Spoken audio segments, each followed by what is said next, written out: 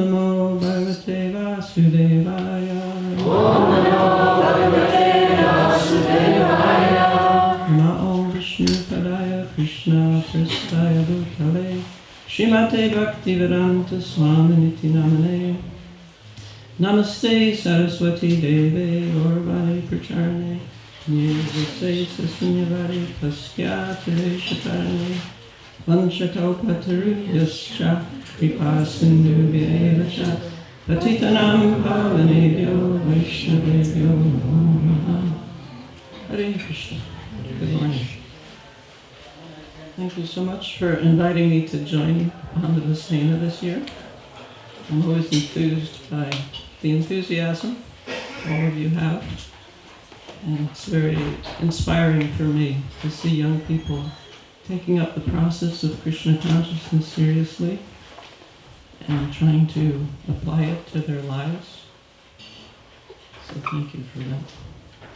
This morning we were given the topic of ways of learning, and the idea behind it is that very often we come and we hear about Krishna consciousness. We may appreciate what we're hearing, we may take notes about it, but sometimes what we hear stays on the paper. It's called Gyan, it's theoretical knowledge, rather than Vigyan, applied knowledge. So the idea behind today's class is to try to take it from the theoretical, the Gyan, to the Vigyan. And the way we're going to try to do that this morning, in Bhakti, we probably know there are 9 processes of Bhakti: Shravanam, Kirtanam, Vishnu Smaranam, Padasevanam, Archanam, Bandhanam, Dasyam, Sakyam, Atmanivedanam. In other forms of yoga, they have 4 processes which relate to the 9 processes of Bhakti. And it's called Shravana is one, which is the same as Bhakti. And another one is called Manana. The third is Nididhyasana. And the last one is Bandhana, prayer. So the idea is that if we follow these 4 processes, we can go from the theoretical understanding of Krishna consciousness to the assimilation and the application of that knowledge. So, with that hope and prayer, we start with Shravana, which is hearing. And we know that we have 5 senses which allow us to interact with this world. One is the ear, also the nose, the taste, the sense of touch, and the sense of smell. And according to Srimad Bhagavatam, and all the Vedic literature, of those 5, the most important is this ability to hear. And the reason being that through this singular sense of hearing, we can understand what is beyond the senses. The other senses leave us trapped in this world, but by hearing we can understand what is beyond this world. And ironically, unless we understand what is beyond this world, we cannot understand this world. We cannot understand what it was created for, who we are, what we're supposed to be doing in this world. It all remains a mystery. And therefore we see in the world today, people are very, very active. They're using their human intelligence in astonishing ways, and yet they fail to understand the purpose of this world. They fail to understand their own identity, and therefore their human form of life is a failure. But by Prabhupada's mercy, by the mercy of the Vedic literature, we have the opportunity to understand what is beyond this world, and through understanding that we can understand the purpose of this world. So it's not to be taken lightly. There's a verse in the first canto of the Bhagavatam that talks about the importance of hearing. Some of you may know it, it's a very famous verse. Shrindvata Svakata Krishna Punya Shravana Kirtana Ridi Antasto Yabhadrani Vidunoti Sarit Satam. So So this is the translation for this verse. I'm reading from the Gita, but in one of Prabhupada's purports he mentions this verse in it. And he translates it here: to hear about Krishna from Vedic literatures, or to hear from him directly through the Bhagavad Gita, is itself righteous activity. It's punya, righteous activity. And for one who hears about Krishna, Lord Krishna, who is dwelling in everyone's heart, acts as a best-wishing friend, and purifies the devotee who constantly engages in hearing of him. In this way, a devotee naturally develops his dormant transcendental knowledge. So the idea being that Krishna is pleased if we simply sit and try to hear about him. We may understand, we may not understand, but he, within our heart, is pleased by that endeavor. When Prabhupada was first hearing from his spiritual master, Srila Bhaktisiddhanta Saraswati Thakur, as you may know, Srila Bhaktisiddhanta Saraswati Thakur spoke in a very elevated way. It was very difficult to understand. And Prabhupada said he would sit and hear, and sometimes he did not understand what was being said. But nonetheless, we can see how much Prabhupada became so advanced through that hearing. Similarly, sometimes in India, Prabhupada would speak in Hindi or Bengali, and his Western disciples who were with him understood not a word of it. But Prabhupada told us that if you simply sit and listen, Krishna will be pleased by that. And from within your heart, he can purify you and help you make advancement. So it's a personal process. It's not impersonal. We're trying to please Krishna through this act of hearing. So that's how it begins, the Shravana. The next step is called Manana. Manana refers to the mind, and it means that we don't simply hear, but we reflect on what we've heard. We contemplate it. We try to see it from different angles of vision. This is a very important part, to engage our intelligence in understanding the knowledge that's given to us. And in that way it goes deeper within us. Again, this is the correct use of the human form of intelligence. This is a very rare opportunity to try to turn this gem and see it in different angles, the beauty of it. And then it becomes more firmly imbibed within our hearts. This hearing, as we know, is called Shravana, and what is heard is Shabda. And what that creates is Shraddha, faith. This is the process. And we also should note with Prophet that it's very important who we hear from. That we want to hear from the Vedic scriptures, and we want to hear them as they were given, not with some malinterpretation. And also from a person who has heard properly and who is living that knowledge and has realized that knowledge. So it's not that we can be indiscriminate as far as who we hear from. For this process to be effective, we must have some discernment where the knowledge is coming from. Otherwise we can be misdirected to our great misfortune. So there are more verses, the continuation of these verses from the Srimad Bhagavatam. Nasta prayeshu abhadresu nityam bhagavata sevaya bhagavati uttama shloke bhaktir bhavati naishtaki tada rajas tamo bhava kama lobha dayaschaye cheta eter anadidham stitam sattva prasidati.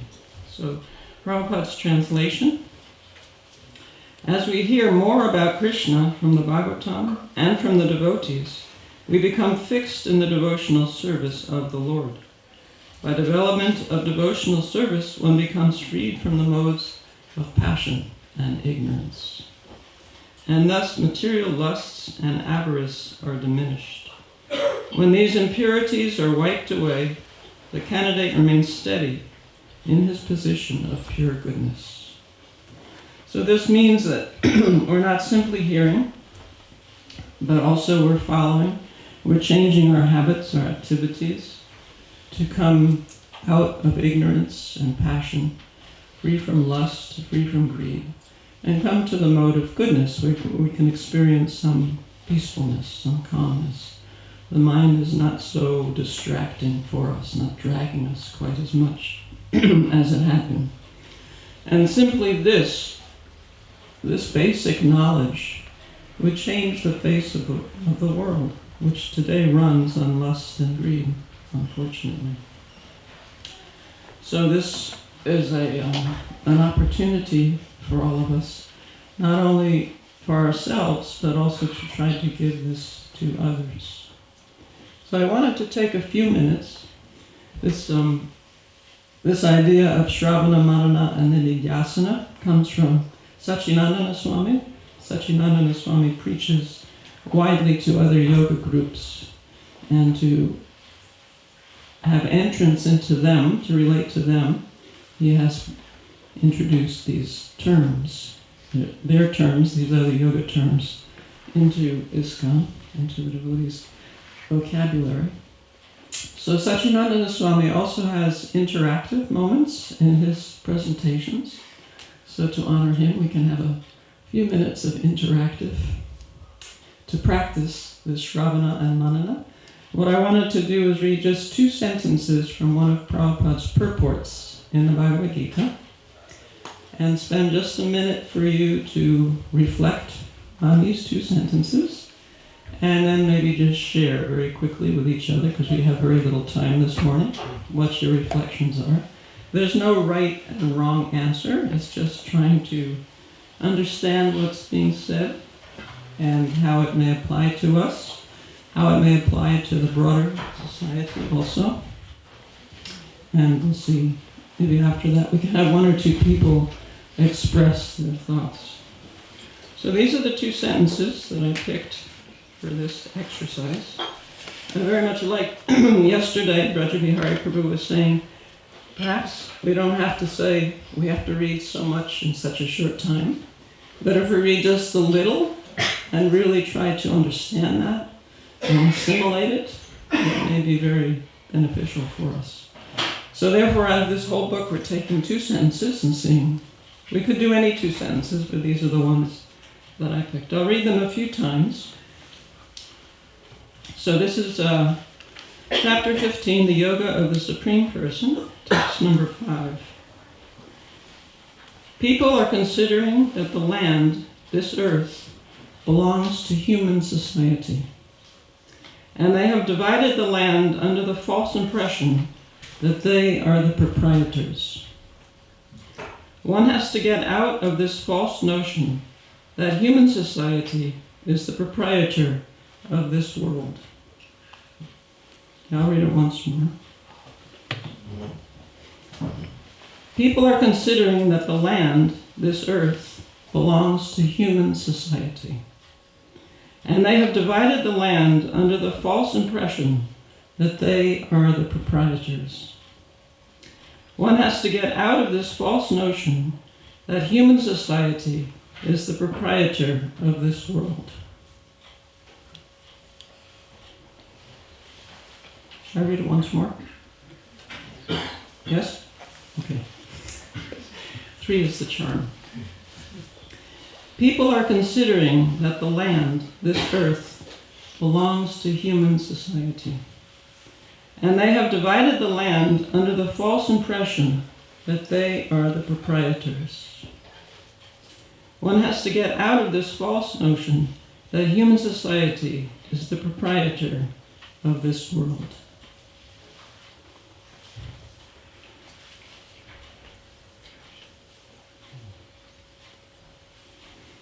So perhaps if you have some reflections, just turn to your neighbor. You can even say it in your own words, or perhaps the implications, the ramifications, just for a few minutes because we're short of time.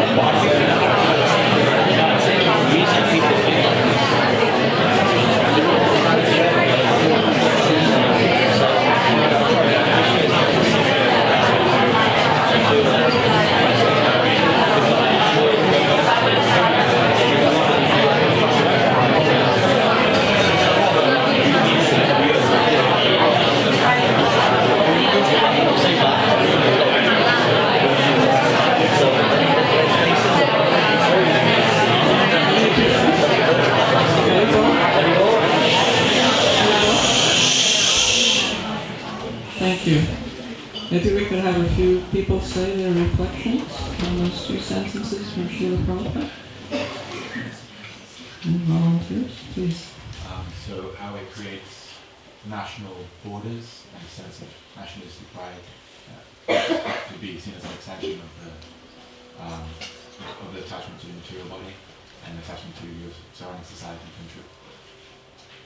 Thank you, very nice. Any other reflections on those very powerful sentences from Srila Prabhupada? Please. Prabhu was saying that actually we become, because we don't have that God consciousness in us, we're becoming the controllers, so we feel we're the controllers. And actually because we haven't got a connection to Krishna, so that's why we are in that thing that this is my land, this is my earth. Well, actually because we haven't realized that it's Krishna's earth. Beautiful, thank you. Ladies, yes, please. I think the summary of what these girls were saying was that we kind of create our own problems.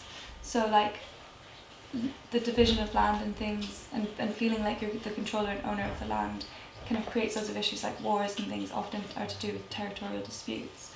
And we've kind of created that problem for ourselves because we don't know our like true constitutional position and who we really are. Mm. Yeah. Very nice. Anyone else? Please. I was just thinking when you mentioned the land, that it's earth and even our bodies is just a transformation of the same elements as earth.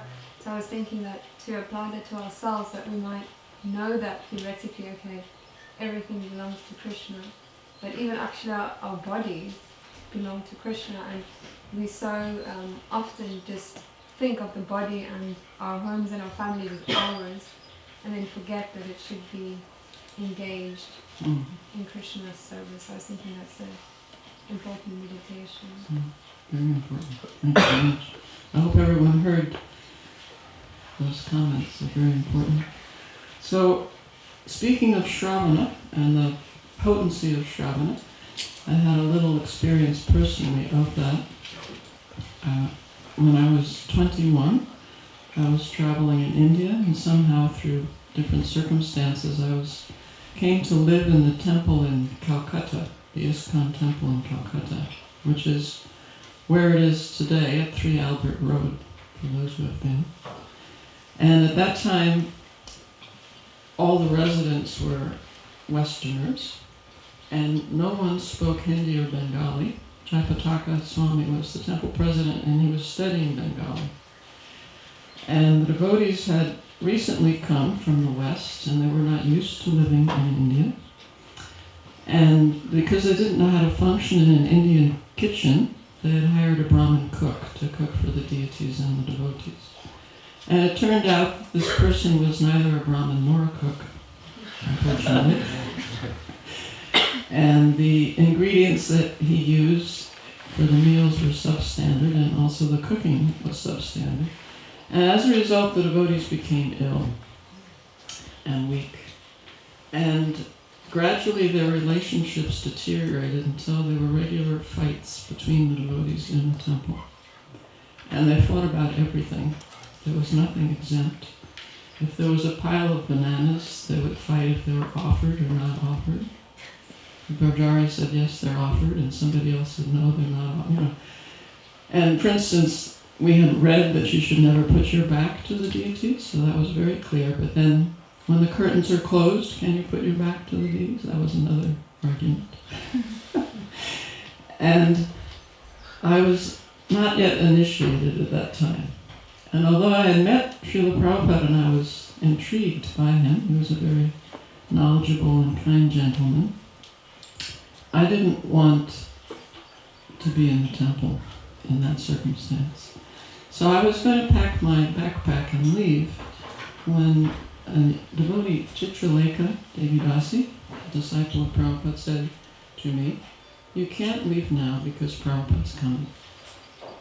And so somehow or other I stayed in that temple about 2.5 months with that mantra. It was not the Maha Mantra, but the mantra was, I can't leave because Prabhupada's coming.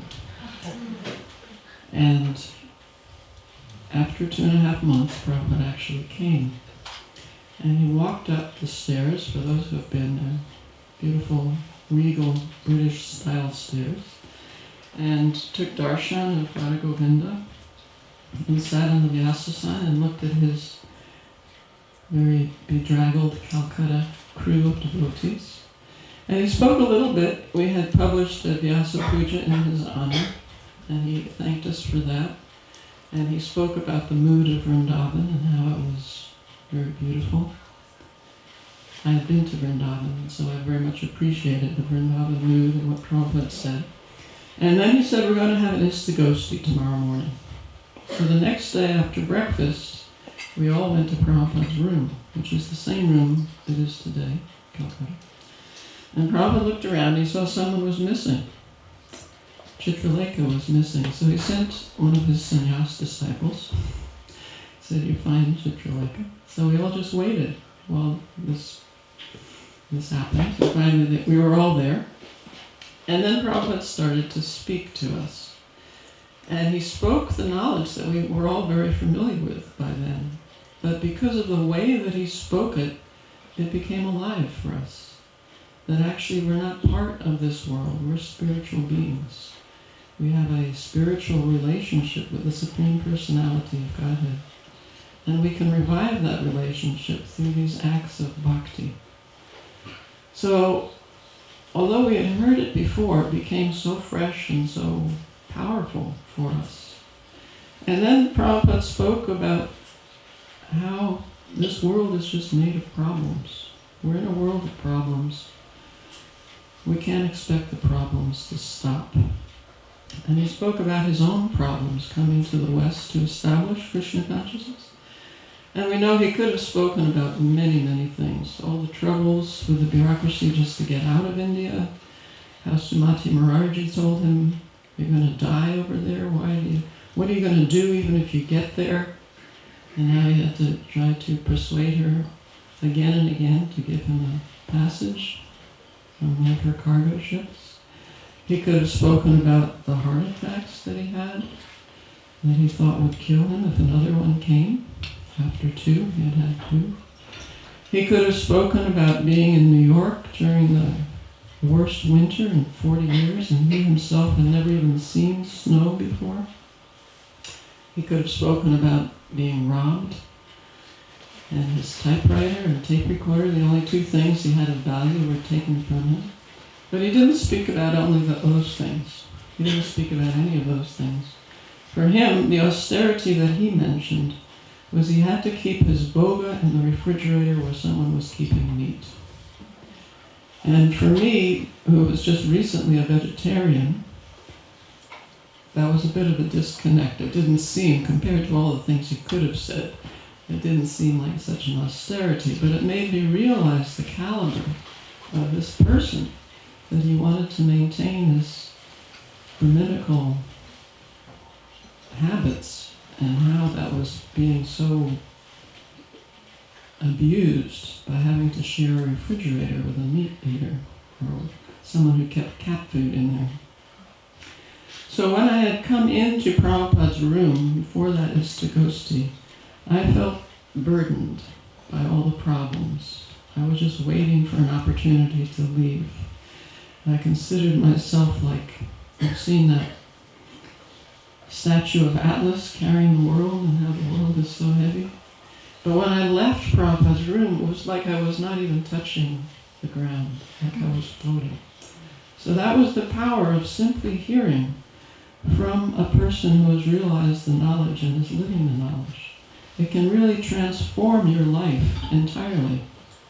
And of course, reading his words is the same. This reading is considered, because formerly books were not written, they were spoken, so that's considered shravana in that sense. So all of us have the opportunity to do that if we simply take it seriously and take it deep within us. Even these two sentences, you can milk so much knowledge, so many thoughts can be provoked by just taking two sentences from Prabhupada's purports and really delving into them and relishing them and turning them and seeing them in different lights and all their implications.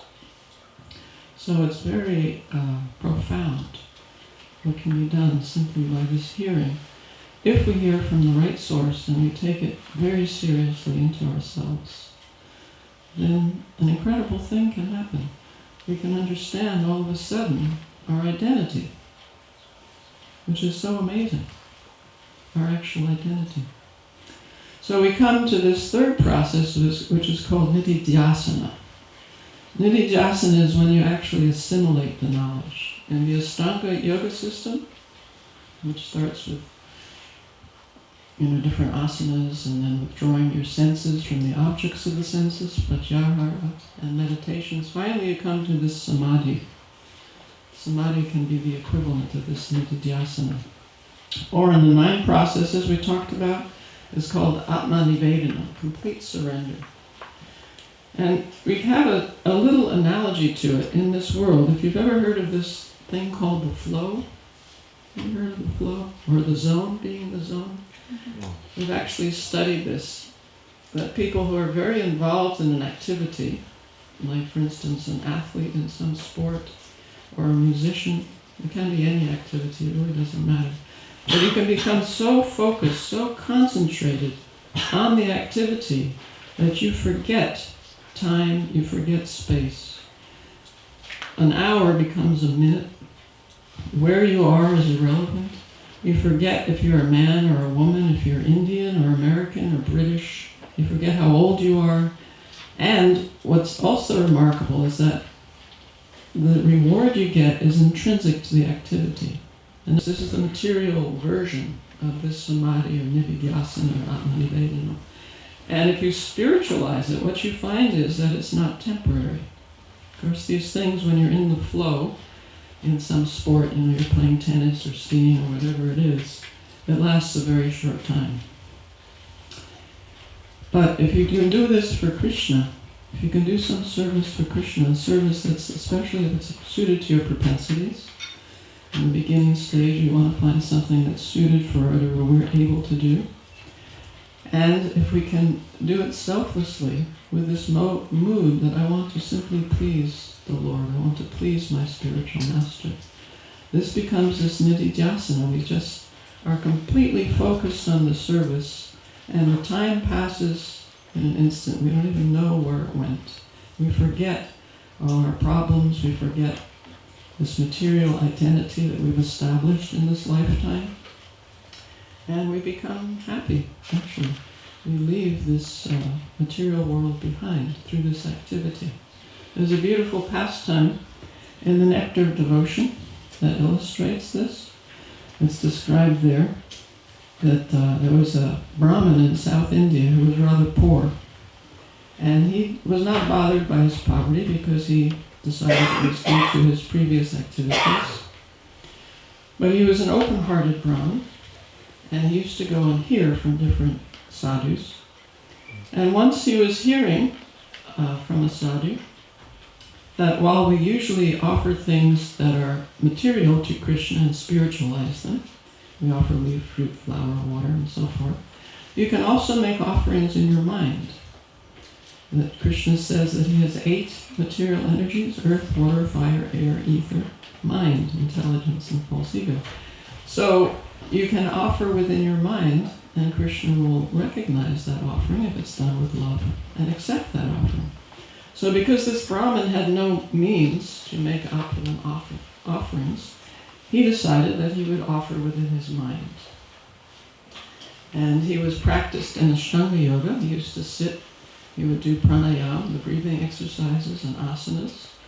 And then with a very focused, concentrated, one-pointed attention, he would get beautiful golden vessels and fill them with the water of the Godavari and the Jamuna and the Ganga and the Kaveri, all the auspicious rivers, the Narmada. And he would bring those and bathe the deity with that water. Then he would dress the deity, and he would dress them in very opulent clothes with diamonds and gems, put on their makut, and in that way serve them regularly. He would offer expensive incense and get the best flowers for them, all within his mind. And he did this for years. This was his regular daily sadhana for years. And then once he was cooking for the Lord, he made sweet rice. And he was going to offer it, but he thought perhaps the sweet rice is still hot. So he touched the pot to see if it was hot, and lo and behold, his finger was burnt. Now this is all in meditation, but his finger was actually burnt. And he was astonished. And lo and behold, in Vaikuntha, Narayan was sitting with Lakshmi, and he started to laugh. And Lakshmi said, why are you laughing? And Narayan sent a Vaikuntha airship and got this Brahmin, the South Indian Brahmin, and brought him to Vaikuntha and explained that he was offering everything in his mind, and yet I arranged for his finger to be burnt, because that was the power of his offering. He was so focused, so absorbed, that Narayan himself accepted him back to Vaikuntha. So that is nididhyasana, that is samadhi, that is atmanivedana, complete surrender, which is available to all of us if we have this focus, if we have this one-pointed attention. And we can do it. It is within our capability. This human form of life is actually meant for this kind of focus. And we also must say that in these yoga societies that Satchidananda Swami is preaching to, they have these 3, the Shravana, Manana, and Nididhyasana. But in Bhakti we add another process which is essential, and that is this bandhanam, prayer. Because these first 3, it's our effort. We sit here and we try to hear. We try to reflect and see it from different points of view, the manana. Then we try to apply ourselves, become assimilated by the knowledge and focused on the knowledge, this nididhyasana. So this is all our effort. But in fact, we cannot approach Krishna simply by our effort. We are all mercy cases. We need the mercy of Krishna. It's just like if I go to Buckingham Palace and knock on the door, I want to see the Queen. It's a joke, it's a farce. But if the Queen says, I want to see you, the doors will open. I will be welcome. So similarly, Krishna is not so easy to attain. But if we pray with heartfelt prayer to him, please allow me to serve you. The Maha Mantra, Hare Krishna, Krishna Krishna, Hare Hare, Hare Rama, Rama Rama, Hare Hare. Then, by his mercy, he may allow us to be in his presence. So this bandhanam is also essential for us, for the Bhakti Yogis, to evoke Krishna's mercy in this way through prayer. Therefore we have these beautiful prayers by Lord Chaitanya Mahaprabhu. Oh my Lord, you're the best at all your potencies in your holy name. There are not even hard and fast rules for chanting your holy names. But I'm so unfortunate, I have no attraction to them. These prayers of Lord Chaitanya are so potent and so relevant for us in our situation. So we are mercy cases, and we must use prayer also, so that we can even succeed in the Shravana, Mandana, and Nididhyasana stages. So we'll just finish up reading from this first canto, second chapter. The last verses, Evam prasana manaso bhagavat bhaktir yogataha bhagavat tattva vijnanam mukta sangasya jayate.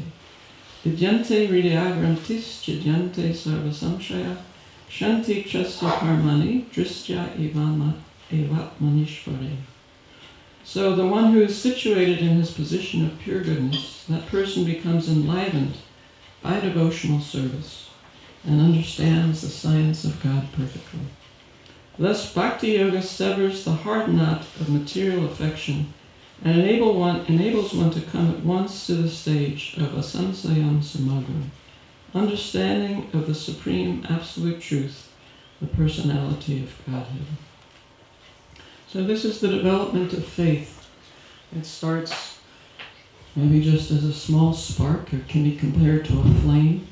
The Shravana can be compared to a flame. And then Manana, as we reflect on the teachings that we've heard, we're protecting that flame from wind, from disturbances, from the flickering of the mind. And then with Nididhyasana, that flame becomes large and fixed.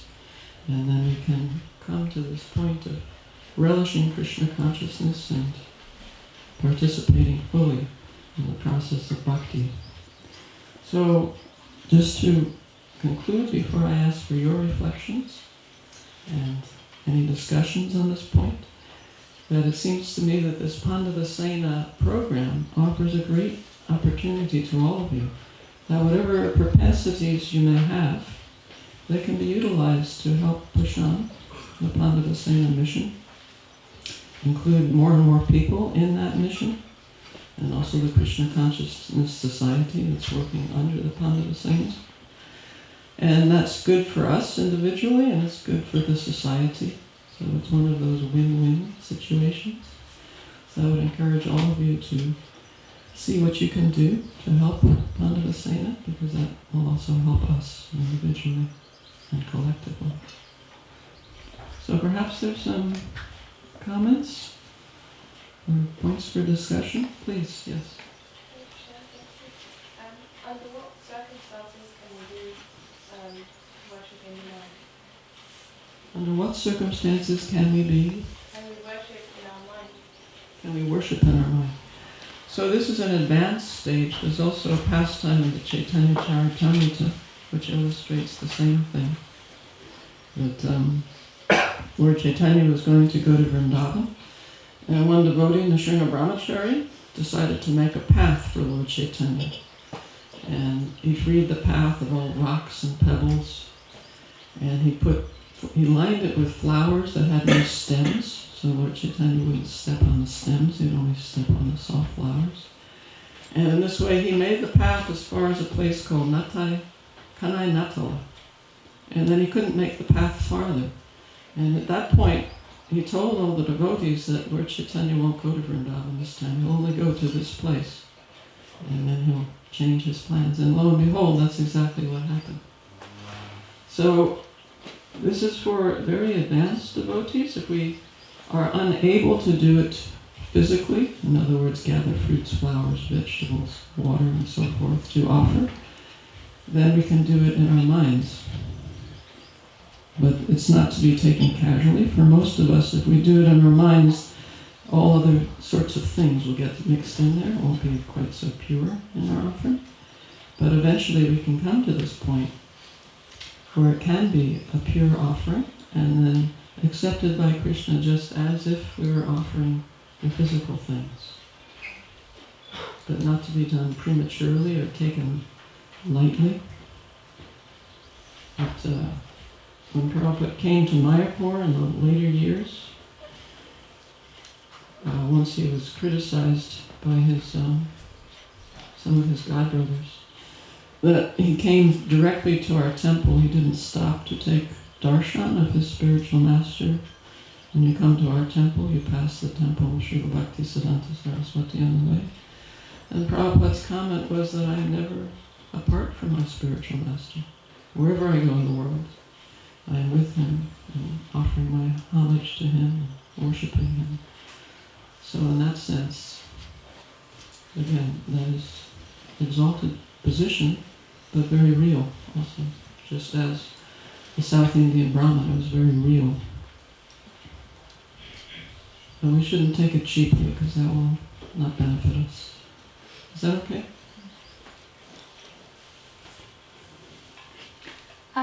So for the manana, for reflection, how do we kind of guard against interpreting it just the way we want to interpret it, not necessarily the way it is?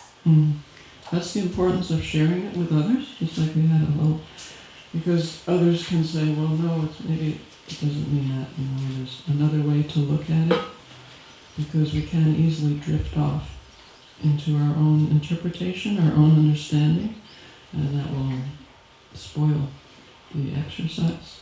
So that's the importance of association, that we all understand it a little bit differently, and if we're deviating from the Siddhanta, the Vedic way of understanding, then our friends or comrades can say, no, look at it from this point of view and help us come back onto the path.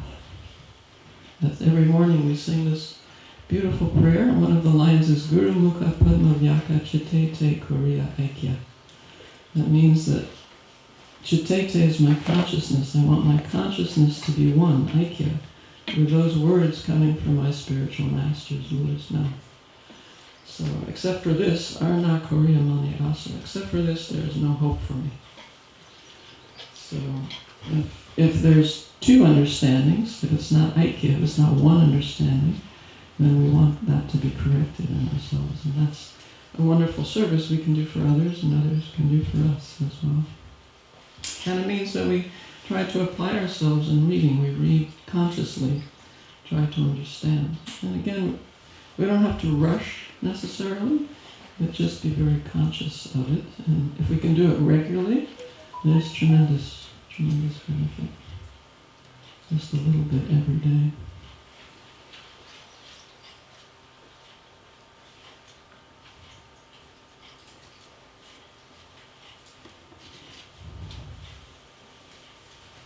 Any other points for discussion?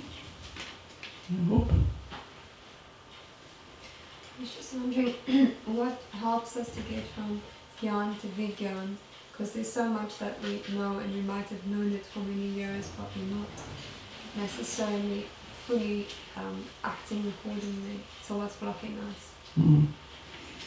Well, again, this is the power of association. That very often if we're by ourselves or separated from devotees, then we'll find reasons to go back to whatever habits we had before.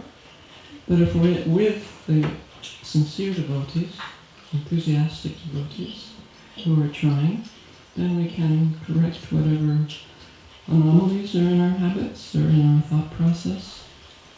That's why association is so important. And especially association with those who are eager for Krishna consciousness. Not that they're wishy-washy necessarily. They may work, they may be going to school, those things may be there, but they really want Krishna, they really want to please the spiritual master, to please Srila Prabhupada. And these things will help us enormously. And if we find fault there and go off by ourselves, then those old habits can easily overwhelm us, bring us back to wherever we were before, unfortunately.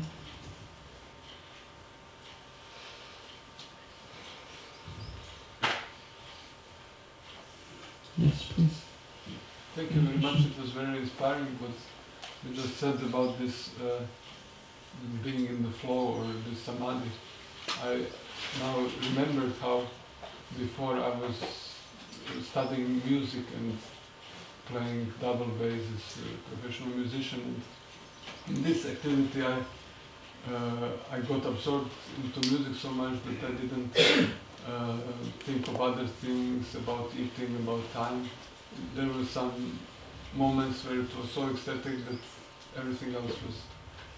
Unfortunately, I'm just a short period of time with devotees, and in the service I'm very much distracted and did not achieve this level in service to the temple, what I did in playing in orchestra and playing music. But I presume that it will come if I stay with the devotees. What is your opinion? Yeah. They say for achieving this there's some requirements. One is that it's properly challenging. In other words, it has to be above our present ability, not so far above that it's not attainable. We must feel that we can attain that. It's a challenge. In other words, if we're trying to do something and it's below what we're able, that becomes boring. If we're trying to do something and it's just so far above what we're able to do, that we become discouraged.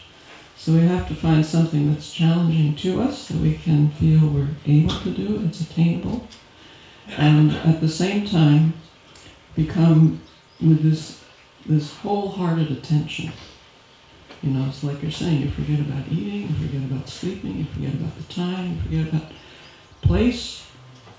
Just this, like this Brahmin from South India, you know, I was describing. And then it becomes, as you say, ecstatic. Even materially, people who achieve this, they say it's a kind of ecstasy. So what to speak of spiritually? What to speak? And then it's ongoing. You know, for the skier or the bass player, you finish the piece and then you're back plop in this world. Or the skier finishes the shalom or whatever, and then it's over. But for the devotee, they can be in this state of transcendental flow, and it's never over. It's never over. So it's something to look forward to. Thank you very much. This, what you say, that it has to be not too much, not under.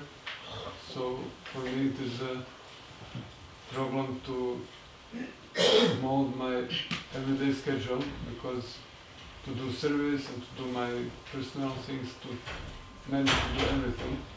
And I constantly, maybe this is probably my bad habit, that I think that my superiors are giving me too much. So I'm constantly thinking they're pushing me too much. But is it possible that they are making a mistake? Or should I just take everything, it's my mistake and I should push myself?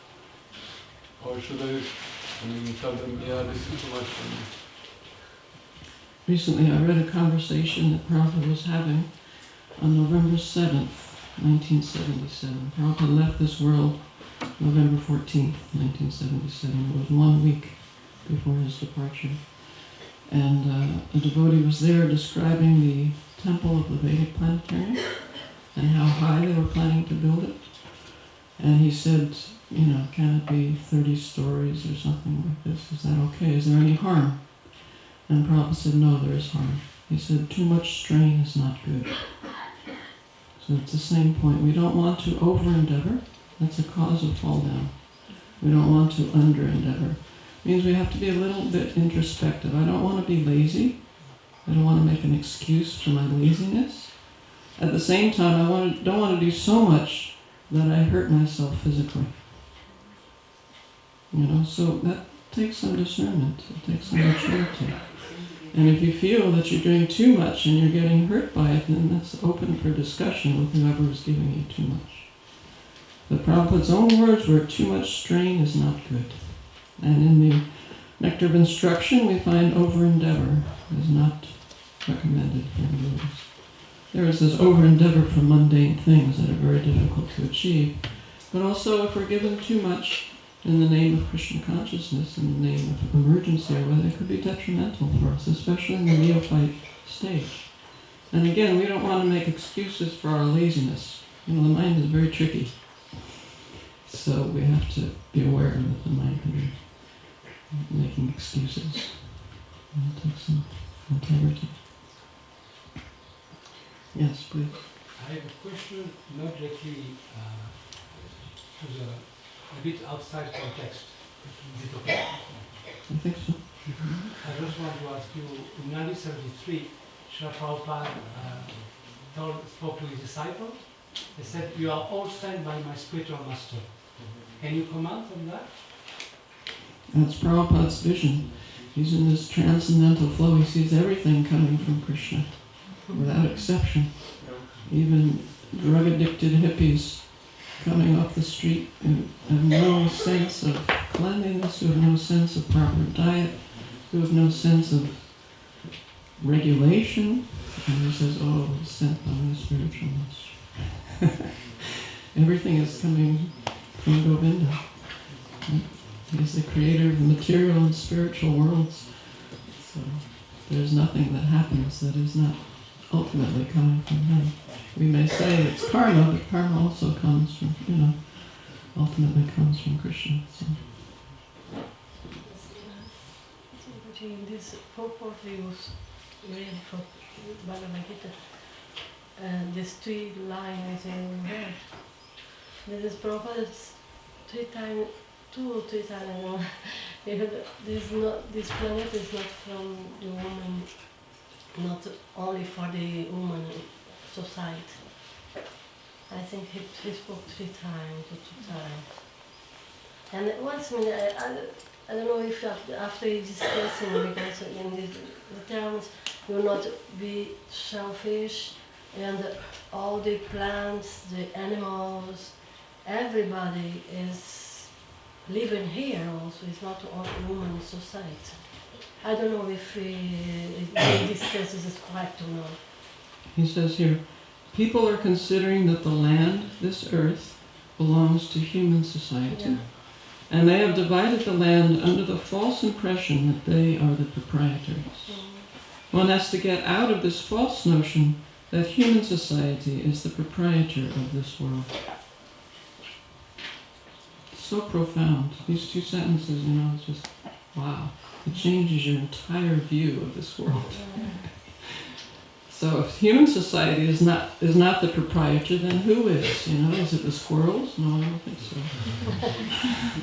It's Krishna. Yeah, so what does Krishna want?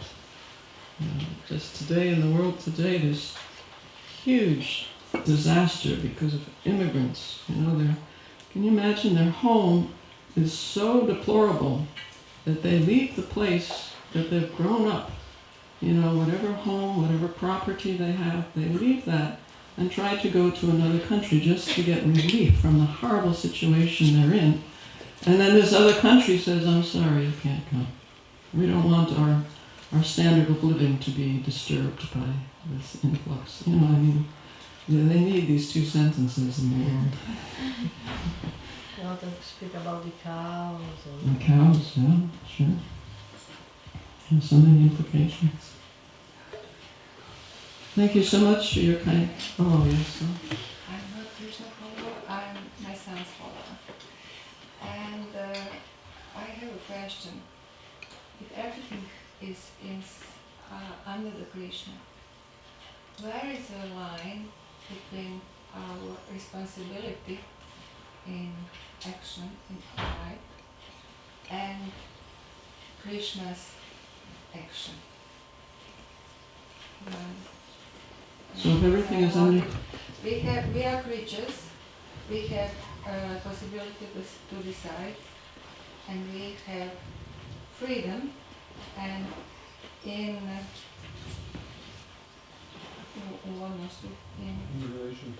relation to this freedom, we are responsible people.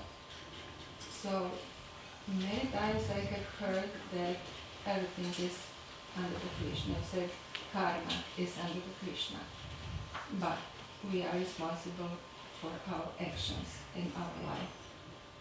That was the beginning of your lectures. We are responsible to our earth. Earth is also being. Earth is life. And okay, we can say all is Krishna, but we are empty. So how to explain the line? Where is Krishna? Where is our responsibility? That we all have independence, minute independence. That Krishna has unlimited independence. We are part of him, so we have a tiny bit of independence. So if we use this God-given independence correctly, properly, then we can make progress to God, to Krishna. If we use this minute independence improperly, then we will be covered by Krishna's material energy and remain in this world for repeated birth and death.